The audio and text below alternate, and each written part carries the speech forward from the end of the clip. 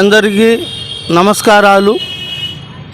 ముఖ్యంగా గత 2 నెలల నుంచి కూడా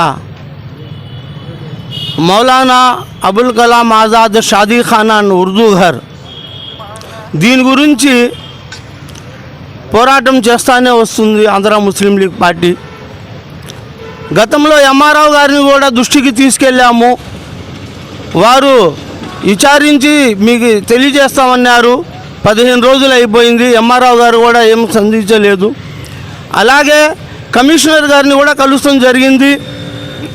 కమిషనర్ గారు స్పందించారులే కానీ ఇప్పుడు దాకా దానికైతే ఎటువంటి తీర్మానం కూడా జరగలేదు.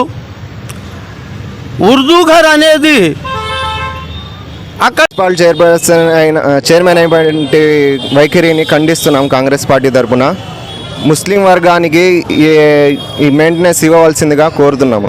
అలా కాకుండా నిరుపేదలకు ఇవ్వాల్సిన షాదీ ఖానాను 6,000 రూపాయలు వసూలు చేయటం, దీనికి మనం తీవ్రంగా ఖండిస్తున్నాము.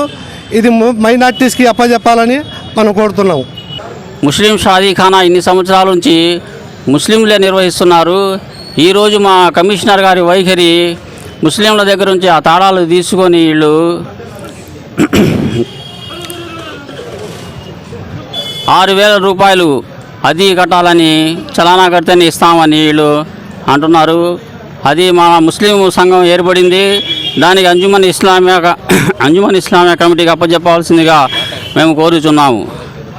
అటువంటి పెద్దలందరికీ జనసేన తరఫున నియోజకవర్గ ఇన్ఛార్జ్ నేను నూరిబాబుని మాట్లాడుతున్నాను. ఈరోజు జరిగినటువంటి ఒక కార్యక్రమం ఏంటంటే అబ్దుల్ కలాం షాదీ ఖానా ఒకటే నిర్వహించుకున్నాం. దాదాపుగా 25-30 ఇయర్స్ నుంచి కొత్త రకాల జీవోలు తీసుకొచ్చేసి వాళ్ళ నుంచి అది లాక్కుంటాం అనేది సరైన పద్ధతి కాదని చెప్పేసి, అది ఎలా అయితే జరుగుతుందో దాన్ని ముఖ్యమైనదంటే ఒక కమ్యూనిటీకి సంబంధించిన ఒక షాదీ ఖానా ఉందంటే ఆ కమ్యూనిటీకి సంబంధించిన పేదలు ఉంటారు, నిరుపేదలు ఉంటారు, వాళ్ళని ఉచితంగా ఇవ్వాలి. అసలు 6,000, 5,000, 2,000 అని కాదు.